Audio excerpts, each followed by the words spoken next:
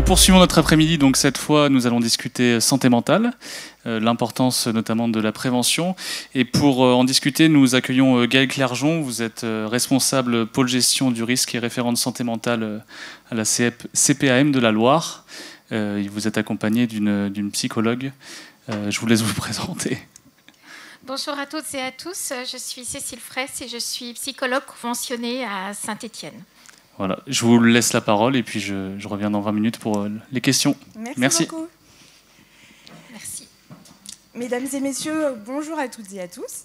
Nous sommes ravis d'être parmi vous aujourd'hui à la journée de la santé pour aborder un sujet crucial, la santé mentale. Je suis Gaëlle Clergeon, comme on vous l'a dit précédemment, responsable du pôle gestion du risque à la CPAM de la Loire et référente en santé mentale. Donc, je suis accompagnée de Madame Fraisse, psychologue à Saint-Étienne, qui interviendra en seconde partie de cette conférence en tant que psychologue conventionnée pour le dispositif Mon Soutien Psy. Alors, savez-vous qu'en France, 1 personne sur 5 souffre d'un trouble psychique chaque année? Et pourtant, la santé mentale reste un sujet encore très tabou.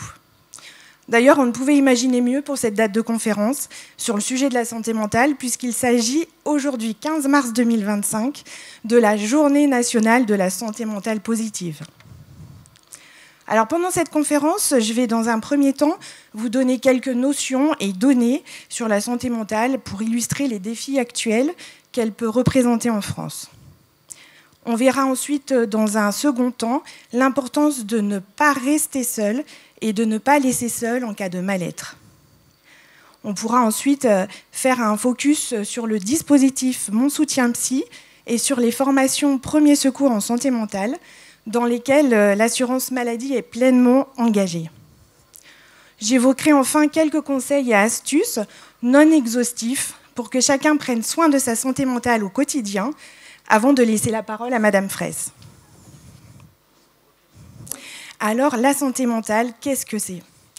La santé mentale, elle est essentielle à notre bien-être. La santé mentale, c'est bien plus que l'absence de troubles psychiques. C'est un état de bien-être qui vous permet de réaliser tout votre potentiel, de faire face aux difficultés de la vie. Elle est essentielle à notre épanouissement personnel et professionnel. La santé mentale influence notre capacité à faire face au stress, à interagir avec les autres, mais aussi à prendre des décisions. Et pourtant, elle est bien souvent négligée. Alors pourquoi est-il si crucial de prendre en soin sa santé mentale? Quels sont ses enjeux en France? En 2024, la France fait face à des défis très importants en matière de santé mentale. Plus de 13 millions de Français souffrent de troubles psychiques. Ça représente donc 1 personne sur 5. 3 millions de personnes souffrent de troubles psychiques dits sévères. Autre information, les Français sont les plus gros consommateurs de psychotropes au monde. Plus d'1 quart des Français consomment des anxiolytiques, des antidépresseurs, des somnifères et d'autres médicaments qu'on appelle psychotropes. La dépression et le trouble anxieux sont les plus répandus. 30% de la population est concernée à un moment de sa vie. Il est important aussi de savoir que le suicide est la première cause de mortalité entre 15 et 35 ans. La santé mentale, elle a bien évidemment aussi un impact économique. Pour votre information, elle représente 26,2 milliards d'euros des dépenses de l'assurance maladie en 2025, c'est-à-dire 14% des dépenses totales. Malgré les progrès, l'accès aux soins et donc l'accès aux professionnels de la santé mentale reste inégal sur l'ensemble de notre territoire. Ne restez pas seul avec votre mal-être pour prendre soin de votre santé mentale et ne laissez pas seule une personne souffrant de mal-être. C'est ce qu'on va désormais pouvoir partager ensemble. La santé mentale, comme la santé physique, elle nécessite des soins réguliers. Lorsque nous rencontrons des difficultés, qu'elles soient personnelles, professionnelles ou émotionnelles, il est essentiel de ne pas les affronter seuls. Trop souvent, les gens pensent qu'ils doivent faire face à leurs problèmes seuls, par honte, par manque de solutions accessibles. Pourtant, le fait de rester dans l'isolement peut véritablement aggraver la situation. Il est crucial d'agir avant que la situation ne devienne insupportable. D'ailleurs, l'isolement est un facteur de risque pour la santé mentale. Les études montrent que l'isolement social a des conséquences directes sur la santé mentale. L'isolement peut entraîner une augmentation de l'anxiété, de la dépression et aussi une altération de l'estime de soi. Le fait de ne pas partager ses préoccupations, ses angoisses ou ses difficultés avec quelqu'un d'autre peut exacerber, potentialiser la perception de la souffrance et du coup la rendre encore plus lourde à porter. Alors concrètement, comment est-ce qu'on peut faire pour ne pas rester seul ? La première chose, parlez-en autour de vous. Si vous traversez des moments difficiles, la première étape, c'est de partager ce que vous ressentez avec une personne en qui vous avez toute confiance. Cela peut être un proche, un ami, un collègue et même un professionnel. Ce premier pas peut faire toute la différence. Parler de ses propres émotions, ça permet de se libérer d'un poids et de s'ouvrir à des solutions. On n'est pas seul dans cette épreuve. Deuxièmement, après avoir échangé avec un proche, on peut également chercher un soutien professionnel. Lorsque les difficultés elles deviennent très lourdes, il est important de pouvoir solliciter un professionnel de santé mentale. Un psychologue peut vous offrir un espace sécurisé pour explorer vos pensées et vos émotions sans aucun jugement. De plus, il existe le dispositif comme Mon Soutien Psy, qui est là pour faciliter cette démarche d'accompagnement avec un professionnel, avec un accès facilité et une prise en charge financière, comme on le verra tout à l'heure. Face aux défis actuels de la santé mentale en France, des solutions existent et l'assurance maladie se mobilise en ce sens. Je voudrais désormais vous faire un petit focus sur le dispositif que l'on appelle le dispositif Mon Soutien Psy. Alors le dispositif Mon Soutien Psy, c'est quoi ? C'est pour qui et comment faire concrètement ? Eh bien, c'est un dispositif qui propose jusqu'à 12 séances d'accompagnement psychologique chez un psychologue partenaire, comme Madame Fraisse, par exemple. À ce jour, il y a plus d'une quarantaine de psychologues qui sont conventionnés sur notre département. Mon soutien psy, ça s'adresse à qui ? Eh bien, ça s'adresse à toute personne dès 3 ans qui peut se sentir angoissée, déprimée ou en souffrance psychique légère à modérée. L'accès au psychologue se fait de façon directe. Ça veut dire qu'il n'y a nul besoin de consulter un professionnel de santé au préalable pour pouvoir vous rendre chez un psychologue. En pratique, vous pourrez regarder sur le site amélie.fr en tapant simplement votre code postal, votre lieu de résidence ou votre lieu professionnel. Vous pourrez découvrir l'ensemble des psychologues conventionnés sur ce secteur-là. Et concrètement, comment ça se passe ? Il y a d'abord un entretien d'évaluation et ensuite jusqu'à 11 séances d'accompagnement psychologique. Pour ce qui concerne la prise en charge de ces séances-là, elles sont remboursées par l'organisme d'assurance maladie obligatoire à hauteur de 60% et par les complémentaires et mutuelles à hauteur de 40%. Pour information, cette séance coûte 50 €.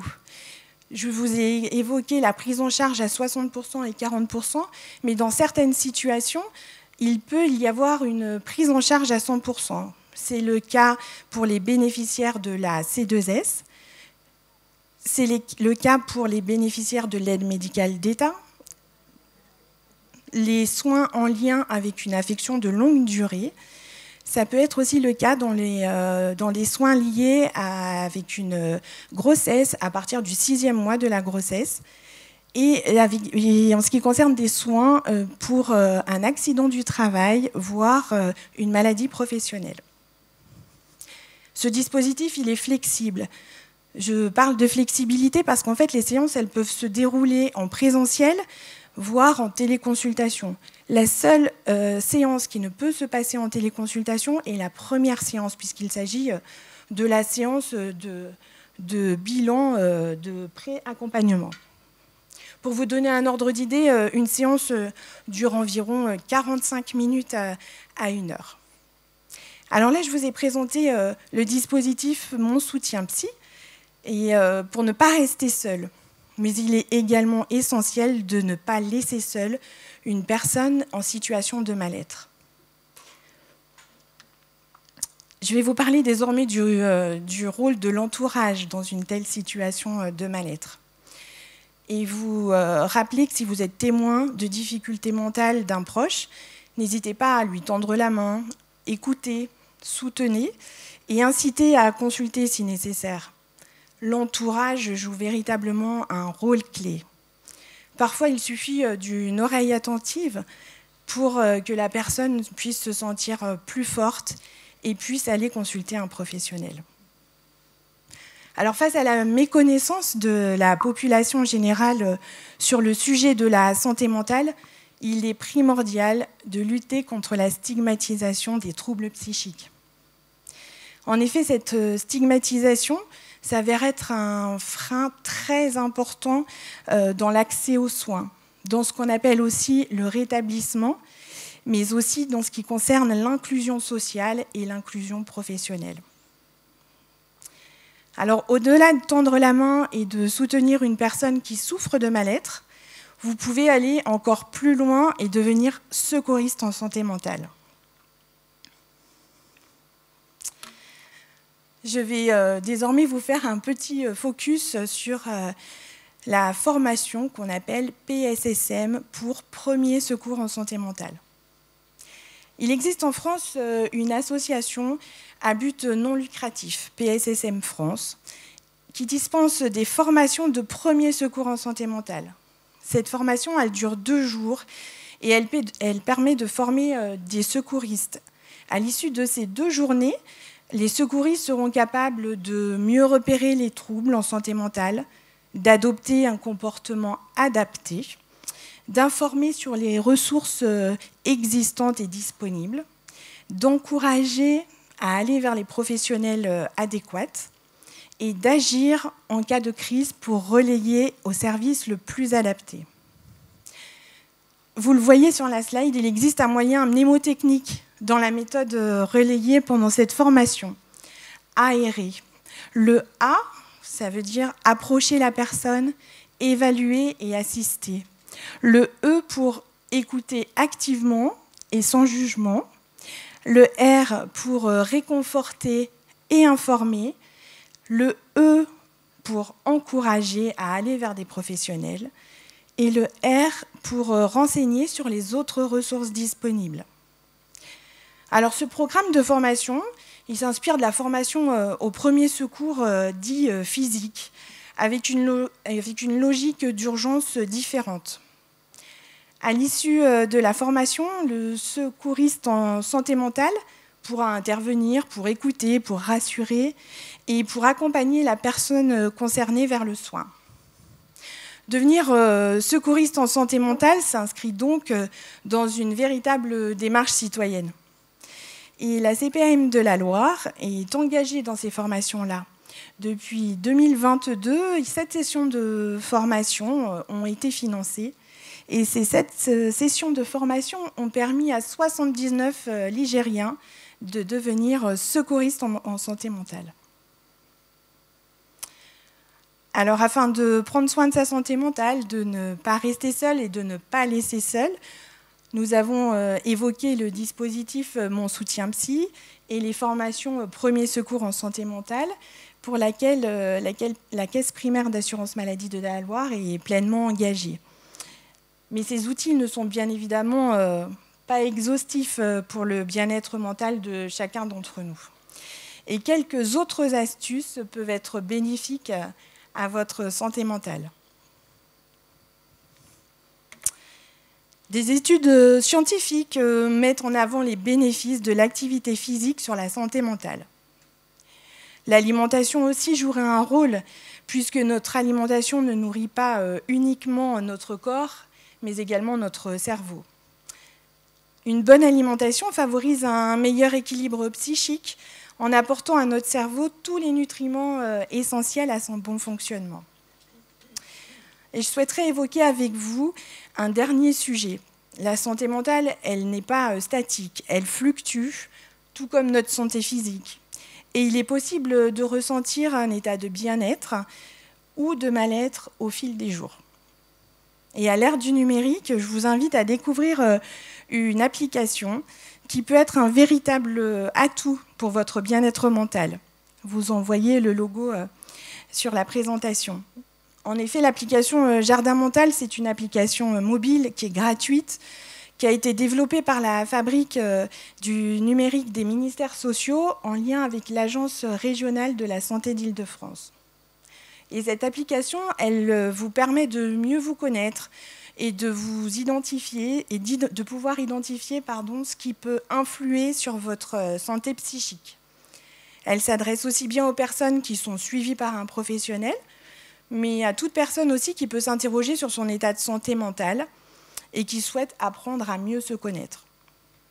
Vous pouvez d'ailleurs télécharger cette application, aller voir par vous-même ce qu'elle peut vous apporter. Ce n'est pas nécessaire de créer un compte pour y accéder et elle ne fait l'objet d'aucune récupération de données si cela peut vous rassurer. Chacun d'entre vous, dans cette application, peut aller choisir ses propres indicateurs de santé mentale. Il peut s'agir de ressentis, de pensées, de comportements, bref, tout ce qui peut représenter le reflet de votre état de santé mentale. Vous apprendrez ainsi par vous-même ce qui peut influer sur votre bien-être, comme par exemple la qualité ou encore la durée de votre sommeil. Et enfin, l'application Jardin Mental, elle peut aussi faciliter le dialogue avec les professionnels de santé impliqués dans les parcours de soins, puisque vous pouvez partager, si vous le souhaitez bien sûr, des informations saisies au fil des jours dans l'application. Alors, à travers cet échange, nous avons partagé quelques données sur la santé mentale, des outils mobilisables par tous, afin de ne pas rester seul et de ne pas laisser seule une personne en état de mal-être. Et je vous remercie beaucoup pour votre attention. À présent, je vais laisser la parole à Madame Fraisse, qui va évoquer son vécu de psychologue dans le cadre du dispositif Mon Soutien Psy, et qui va vous expliquer en quoi consiste un accompagnement. Merci Gaëlle. Bonjour à toutes et à tous, je suis donc Cécile Fraisse, je suis psychologue sur Saint-Étienne. Je travaille dans un cadre libéral et ce que je me propose de faire aujourd'hui, c'est de vous expliquer un petit peu comment fonctionne un parcours de psychothérapie, en sachant que je ne vais que vous parler de mon expérience et qu'il y a quelque part autant de parcours qu'il y a de pairs thérapeute-patient. En fait, c'est vraiment l'histoire, l'alliance entre le thérapeute et le patient, elle est unique à chaque changement de thérapeute ou à chaque changement de patient, on renouvelle cette relation. Donc, comment ça se passe concrètement? Il y a d'abord la prise de rendez-vous. Moi, j'aime bien faire une prise de rendez-vous par téléphone parce que ça permet déjà de commencer à se connaître, de voir si le courant passe entre nous, ne serait-ce qu'au son de la voix, aux expressions qu'on utilise, aux intonations, au rythme de notre parole, c'est important. Et puis, une fois qu'on a pris rendez-vous, on attend un petit peu des fois, et puis ça y est, c'est le grand jour. On va chez le psy. Voilà. Moi, j'aime bien faire en sorte que ça se passe bien pour vous, que ce soit convivial. Souvent, dans les stéréotypes, on véhicule que d'aller chez le psy, c'est compliqué, c'est dur, ça va être long, ça va être difficile. Si on peut rendre les choses un peu plus faciles, autant le faire. Donc, quand vous arriverez, je vous proposerai, en ce qui me concerne, une boisson, de manière à ce que ce soit plus convivial et à faire baisser un petit peu la pression qu'il peut y avoir. C'est la première fois qu'on se voit, ça peut être intimidant. Ensuite, je vais vous demander si vous êtes déjà allé voir un psy, et si oui, je vous poserai quelques questions. Quand, pourquoi, comment ça s'était passé, dans quel cadre, etc. Et puis ensuite, je vais vous expliquer comment se passe la séance. Pourquoi j'explique comment se passe la séance? C'est pour, encore une fois, faire en sorte de baisser la pression, que ça se passe bien, que la personne soit rassurée et qu'elle ait un cadre. C'est impressionnant d'aller chez le psy. D'ailleurs, si on regarde le vocabulaire qu'on utilise, on ne dit pas qu'on va chez le psy, on dit qu'on se fait suivre ou qu'on voit quelqu'un. Et rien que ça, moi je trouve que ça met la pression parce que moi j'aimerais pas qu'on me suive et j'aimerais pas aller voir quelqu'un. Je préfère dire je vais chez le psy. Mais ça véhicule, aller chez le psy, ça véhicule une part de mystère. Le mystère, ça peut être angoissant. J'aime bien faire baisser les angoisses. Donc comment ça se passe? Ce que je vais expliquer, c'est que si la personne vient dans le cadre du dispositif Mon soutien psy, je vais reprendre les éléments que Madame Clergeon a exposés, les 12 séances, l'objectif de la première séance, toutes les modalités pratiques. Ensuite, l'idée c'est que la personne m'explique pourquoi elle vient. Et avec ses propres mots, parfois les personnes viennent avec un courrier, une ordonnance du médecin, avec des termes médicaux. Moi, j'aime bien que la personne, elle me parle de son vécu, de ce qu'elle ressent. C'est important. Ensuite, j'explique qu'on va explorer un peu l'environnement de la personne, l'environnement passé, l'environnement présent, dans quel cadre familial elle vit, ses relations sentimentales, professionnelles, familiales, parce que la personne n'est pas que le problème pour lequel elle vient, c'est une personne dans un environnement, c'est un individu à part entière. C'est important de ne pas la réduire à des crises d'angoisse, à une dépression. Ensuite, si c'est nécessaire, on peut passer les tests qui sont fournis par la CPAM pour évaluer si la personne rentre dans le dispositif. Et ensuite, un passage important, c'est pour moi que la personne m'explique quelles sont ses attentes par rapport à nos rencontres.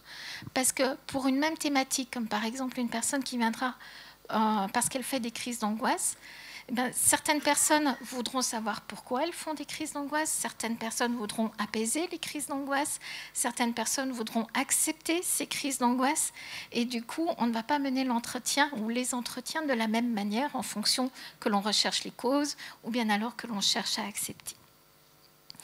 Et ensuite, si la personne elle est d'accord avec le déroulé de cette séance, on y va et on passe les différentes étapes. À la fin de la séance, on clôture avec la personne a le droit de me poser toutes les questions qu'elle veut et dans la mesure du possible, j'y réponds.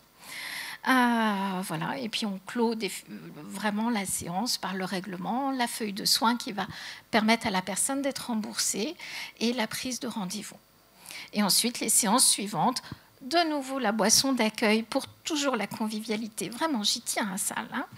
Et puis, on fait le bilan de la première séance, comment ça s'est passé, ses ressentis après.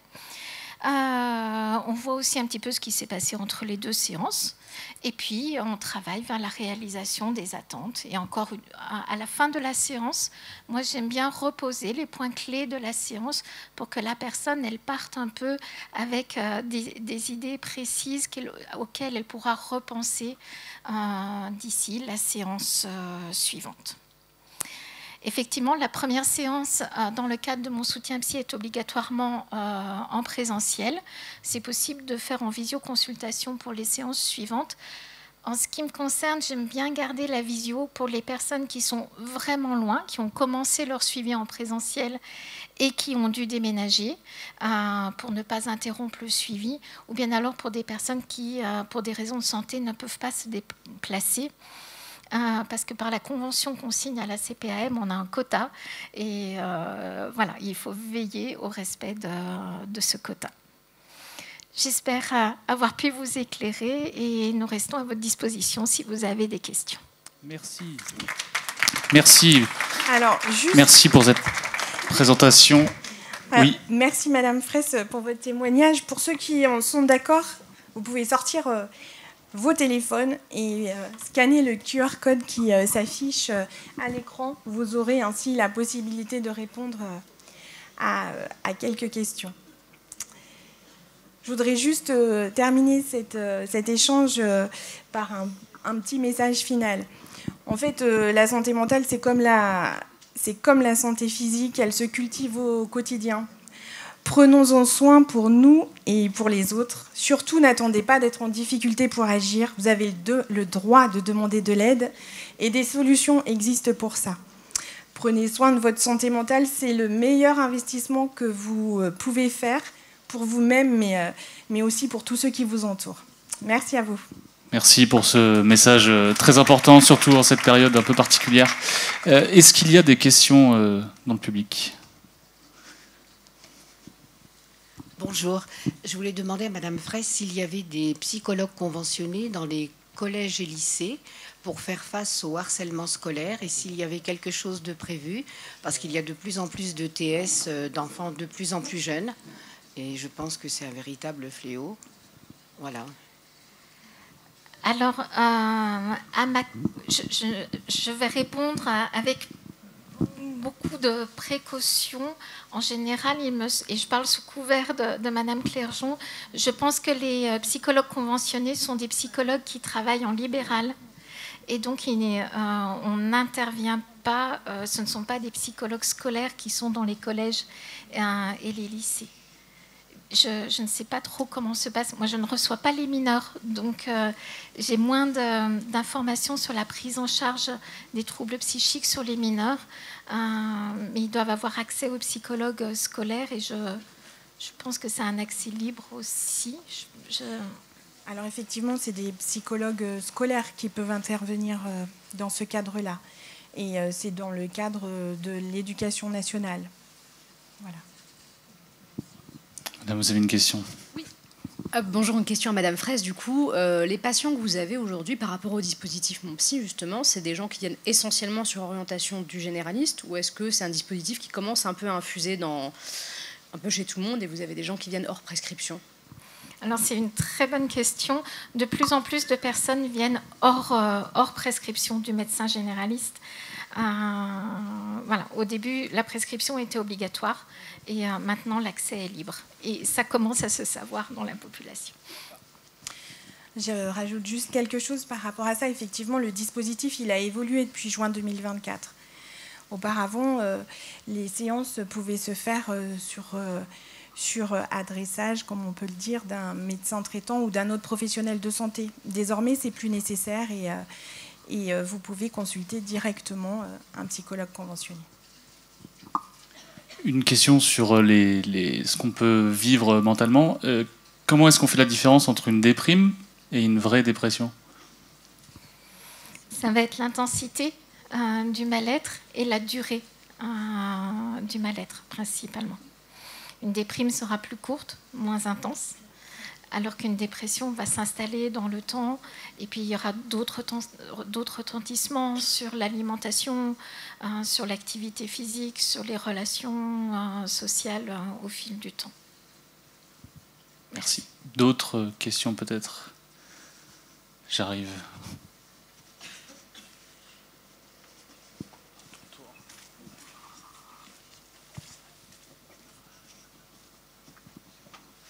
Merci. Bonjour.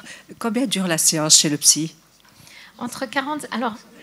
Normalement, entre 45 minutes et 1 heure d'après les préconisations de la CPAM. Moi, je prévois des séances de 45 minutes en théorie. Voilà, c'est de la théorie. On a tendance à déborder un petit peu quand même. Moi, je voulais savoir, c'est une personne qui ressent une grande fatigue, une grande lassitude, qui n'a pas le courage de faire quoi que ce soit, rentre dans ce cadre de santé mentale.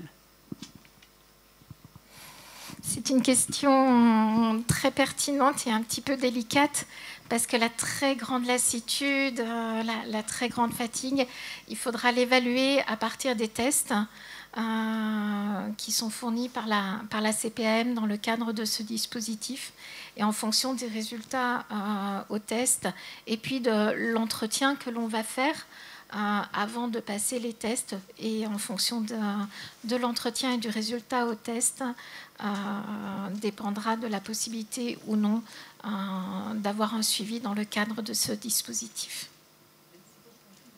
Je vous en prie. On a encore un petit peu de temps. Une question ? Merci. Pour ma part, une question très factuelle, peut-être c'était marqué, j'ai pas compris. C'était écrit 12 séances jusqu'à 12 séances, c'est-à-dire après les 12 séances, qu'est-ce qui se passe du coup, la suite du suivi, comment ça s'organise?